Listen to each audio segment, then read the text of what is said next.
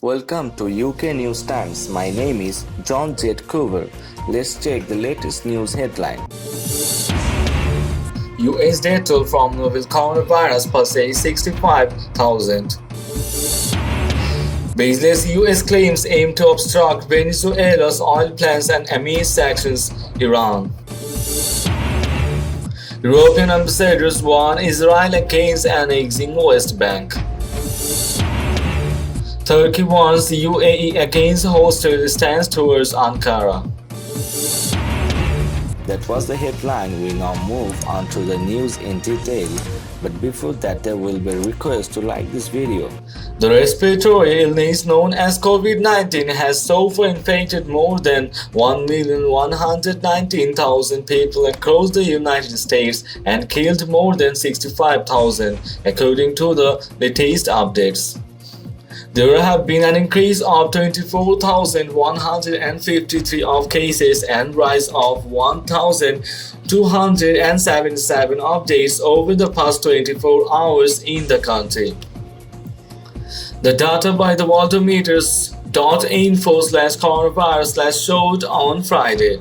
Globally, more than 3,383,000 have been infected and over 238,500 have died, with the US currently having the most confirmed cases of any country. In New York City, the epicenter of the outbreak, more than 18,000 people have died so far. President Donald Trump, whose administration has been under criticism over mishandling of the virus, still does not seem to grasp the gravity of the crisis. In February, the Republican president predicted that the number of US cases would go down to zero. When asked during a daily briefing on Tuesday about why that number rose to more than 1 million, Trump said, "Well, it will go down to zero ultimately," adding that the US is doing more testing than any other country in the world.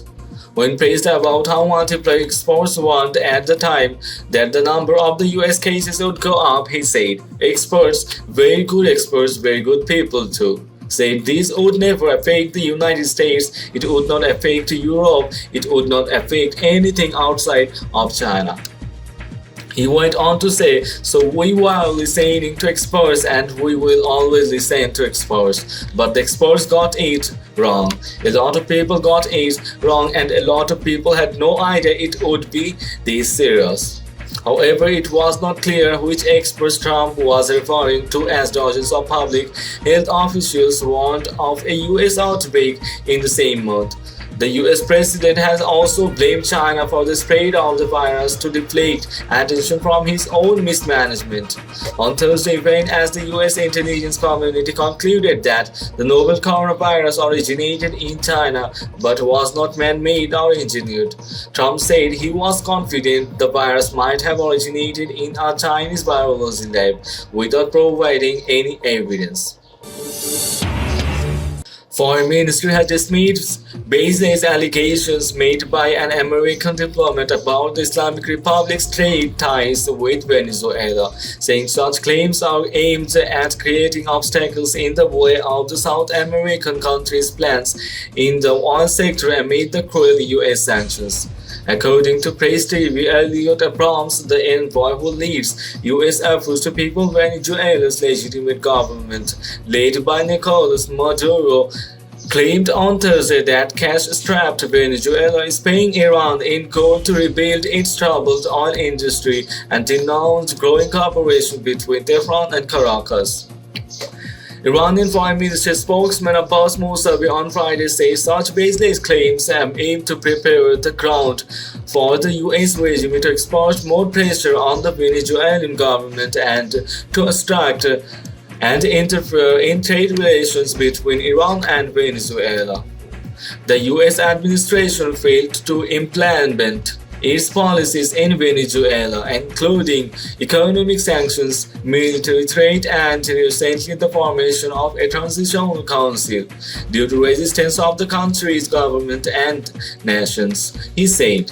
It is now leveling such accusation in a bid to obstruct the Venezuelan government's plan to reconstruct the country's oil refineries and produce oil products such as petrol that is currently in short supply due to the cruel US sanctions, the Iranian spokesman added. US President Donald Trump's administration has imposed unilateral sanctions on Venezuela, which has the world's largest proven oil reserves, to choke off the country's oil exports in the aftermath of President Maduro's 2018 re-election. Despite the sanctions, customers in China, India, and elsewhere have continued to importing, so Venezuela's oil export only fell by about a third. Caracas crude exports last year plummeted 32% to 1.001 million barrels per day, according to Refinitiv, Aecon data and state reports. Rosneft was the largest receiver and intermediary with 33.5% of total exports, followed by China's National Petroleum Corp (CNPC) and its units with 11%. Venezuelan Foreign Minister Jorge Areza in February filed a lawsuit against the United States at the International Criminal Court (ICC) for Washington's illegal sanctions as crimes against humanity. Our government is seeking recourse with international law, the top Venezuelan diplomat said. We are convinced the consequences of the unilateral measures constitute crime against humanity against the civilian population. The ambassadors of 11 European countries have warned the Israeli regime that its planned annexation of the occupied West Bank is a clear violation of international law that would have grave consequences for the regime. Inputs from the UK, Germany, France, Ireland, the Netherlands, Italy, Spain, Sweden, Belgium, Denmark, and Finland, as well as notably the European Union, presented their formal objection to the plan on Thursday, a Channel 13 report said, according to the Times of Israel. The protest by the European envoys came during a video conference with the Israeli Foreign Minister's deputy for Europe, Nazari. We are very concerned about the clause in the coalition agreement that paves the way for parts of the West Bank. The annexation of any part of the West Bank constitutes a clear violation of international law, the ambassador said. Last month, Israeli Prime Minister Benjamin Netanyahu and his main rival, Benny Gantz, agreed to start plans for annexing parts of the occupied West Bank on July 1, as part of a deal setting up a future coalition cabinet. Until then, elections after elections had left the respective parties of both Netanyahu and Gantz short of a solid parliamentary majority to choose a new prime minister, and no coalition talks had also failed.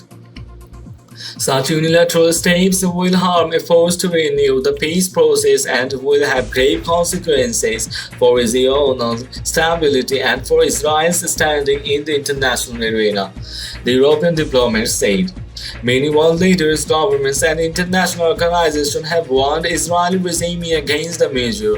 Israel was encouraged to annex settlements and other static territories in the occupied West Bank by United States President Donald Trump under a plan that he unveiled in January.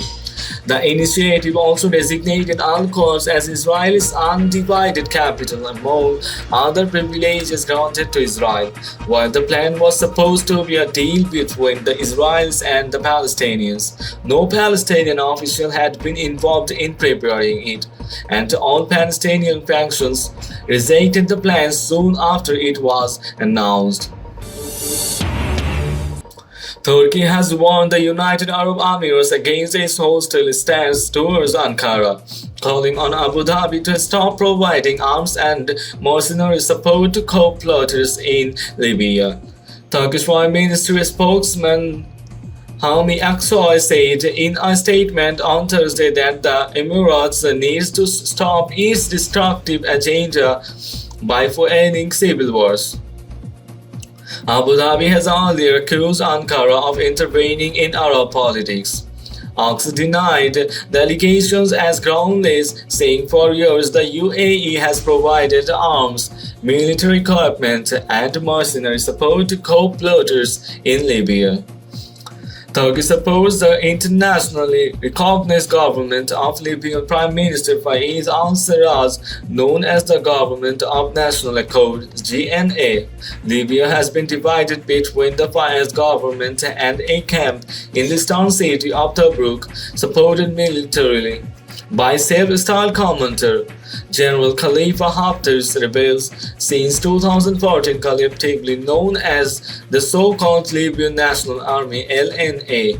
The country plunged into chaos in 2011 when a popular uprising and a NATO intervention led to the ouster and later killing of longtime dictator Muammar Gaddafi.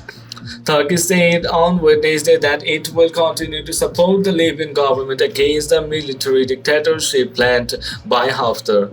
In an attempt to boost the Tripoli-based government, Ankara has already sent military assistance to the country.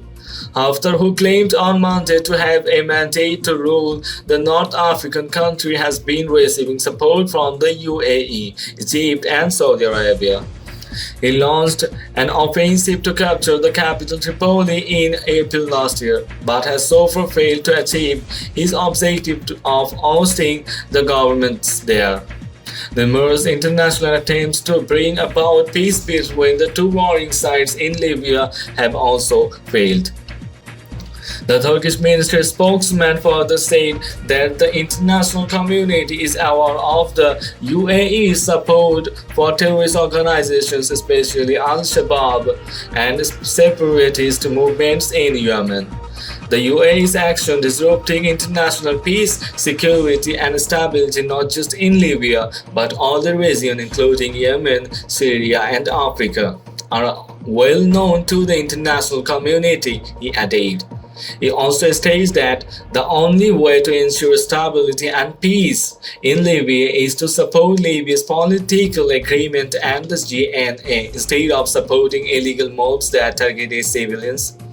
The Turkish ministry statement released in response to the Emirati Foreign Ministry, which claimed earlier on Thursday that the UAE commends the Libyan National Army for conducting anti-terror operations. It called on all Libyan parties to commit the political process under the supervision of the United Nations. The ministry, however, did not comment on Haftar's declaration on Monday that he is the lone ruler of Libya. Haftar also dismissed a 2015 United Nations brokered unity accord for the country as a thing of the past.